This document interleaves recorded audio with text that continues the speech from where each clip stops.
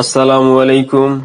Beximco industrial পার্কের শিল্প প্রতিষ্ঠানসমূহ লে-অফ ঘোষণা করা হয়েছে। বেক্সিমকো ইন্ডাস্ট্রিয়াল পার্কের ব্যবস্থাপনা পরিচালক ওসমান কাদের চৌধুরী জানান, বেক্সিমকো ইন্ডাস্ট্রিয়াল পার্কের কোম্পানিগুলোতে অর্ডার না থাকা এবং কোম্পানির নামে ব্যাংকে পর্যাপ্ত ঋণখেলাপি থাকার কারণে আর পরিচালনা করা সম্ভব না।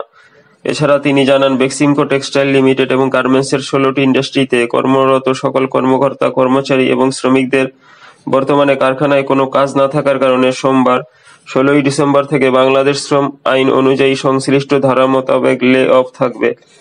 লে-অফ চলাকালীন শ্রমিকদেরকে আইন অনুযায়ী মজুরি প্রদান করা হবে। লে-অফ থাকাকালীন শ্রমিকের সশরীরে কারখানায় এসে হাজিরা দেওয়ার প্রয়োজন নাই।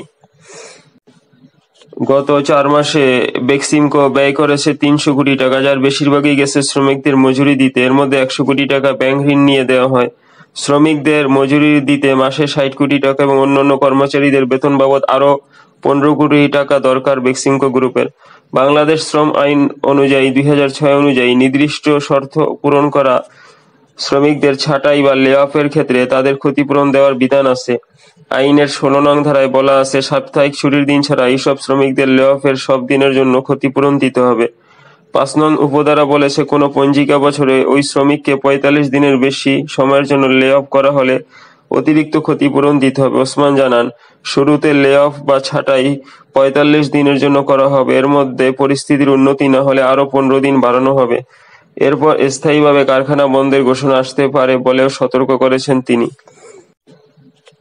বেক্সিমকোর বর্তমানে আর্থিক সংকটের সাথে তাদের বিপুল দেনার সরাসরি সম্পর্ক আছে। সম্প্রতি হাইকোর্টে দাখিল করা বাংলাদেশ ব্যাংকের এক প্রতিবেদন অনুযায়ী চলতি বছরের ৩০শে সেপ্টেম্বর পর্যন্ত সময়ে বিভিন্ন ব্যাংক ও আর্থিক প্রতিষ্ঠানের কাছে বেক্সিমকো গ্রুপের দায়ের পরিমাণ ৫০,০৯৮ কোটি টাকারও বেশি। এসব ঋণের ৫০% বেশি বা ২৫,৫২৪ কোটি টাকা ইতিমধ্যেই ঋণখেলাপি হিসাবে দেখানো হয়েছে। গাজীপুর শিল্প পুলিশের সহকারী পুলিশ সুপার মোহাম্মদ আবু তালেব প্রথম আলোকে বলেন, বেক্সিমকোর ১৬টি কারখানা বন্ধ ঘোষণা করা হয়েছে।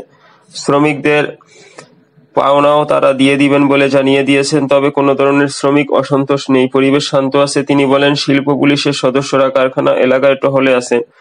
আজ এই পর্যন্ত। এই ভিডিওটিতে লাইক দিন, শেয়ার করুন এবং এরকম ভিডিও আরও পেতে চাইলে চ্যানেলটি সাবস্ক্রাইব করে আমাদের সাথে থাকুন। আল্লাহ হাফেজ।